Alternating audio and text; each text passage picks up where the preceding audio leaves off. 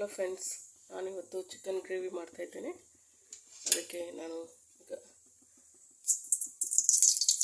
2 spoon ಎಣ್ಣೆ ಹಾಕೋಣ.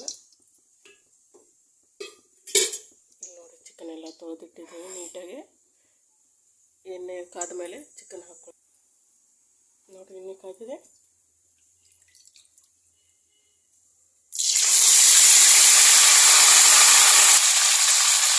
Chicken ಹಾಕೋಣ.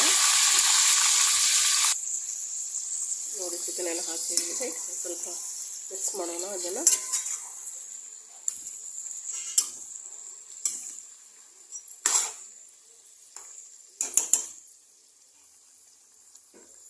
ಇದಕ್ಕೆ ಒಂದು ಸ್ವಲ್ಪ ಅರಿಶಿನ ಪುಡಿ ಹಾಕೊಳ್ಳೋಣ.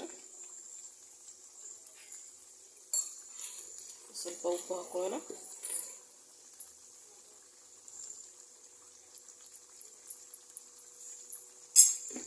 ಇದೆಲ್ಲ ಮಿಕ್ಸ್ ಮಾಡೋಣ ನೀಟಾಗಿ.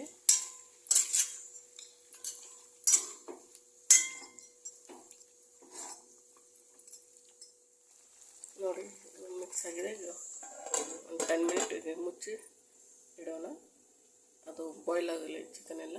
ಅಲ್ಲಿವರೆಗೆ ನಾವು ಈಗ ಅದಕ್ಕೆ ಬೇಕಾಗಿರುವ ಮಸಾಲೆಯನ್ನು ತಯಾರು ಮಾಡೋಣ. ನೋಡಿ, ಅದಕ್ಕೆ ಮಸಾಲೆ ಕೊಬ್ಬರಿ ಹಾಕೋಣ. ಒಣ ಕೊಬ್ಬರಿ ಒಂದು, ಸ್ವಲ್ಪ ಬೆಳ್ಳುಳ್ಳಿ ಹಾಗೂ ಶುಂಠಿ 2 ಬೆಳ್ಳುಳ್ಳಿ, ಅರ್ಧ ಸೂಡು ಕೊತ್ತಂಬರಿ ಸೊಪ್ಪು,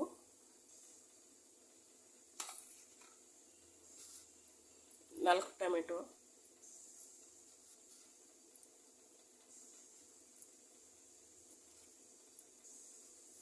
ಹಾಕಿ ಇದನ್ನು ಮಿಕ್ಸಿಗೆ ಹಾಕೊಳ್ಳೋಣ. ನಾವು ನುಣ್ಣಗೆ ರುಬ್ಬಿಕೊಳ್ಳಬೇಕು. ಆಗಿದೆ. ಈಗ ನಾವು ಚಿಕನನ್ನು ನೋಡೋಣ ಏನಾಗಿದೆ ಅಂತ.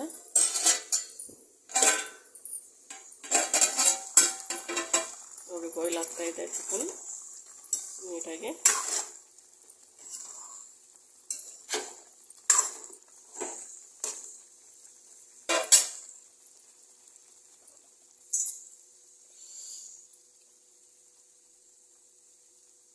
ಇನ್ನೊಂದು ಸ್ವಲ್ಪ ಬಾಯ್ಲ್ ಆಗಲಿ.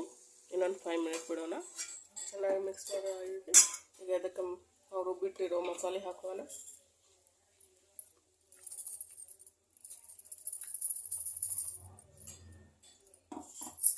ಚೆನ್ನಾಗಿ ಮಿಕ್ಸ್ ಮಾಡೋಣ.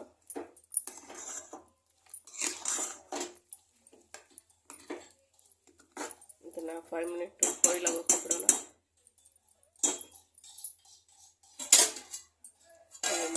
ಬಾಯ್ಲ್ ಆಗೋಕ್ಕೆ ಬಿಡೋಣ.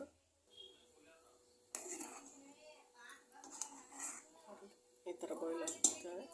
ಇನ್ನೊಂದು ಸ್ವಲ್ಪ ಬಾಯ್ಲ್ ಆಗೋಣ. ನೋಡಿ, ಇದು ಬಾಯ್ಲ್ ಆಗಿದೆ. ನೋಡಿ, ಇಲ್ಲೆಲ್ಲ ಆಯಿಲೆಲ್ಲ ಬಿಡ್ತಾ ಇದೆ. ಬಾಯ್ಲ್ ಆಗಿದೆ ಇದು ಚಿಕನ್ ಗ್ರೇವಿ.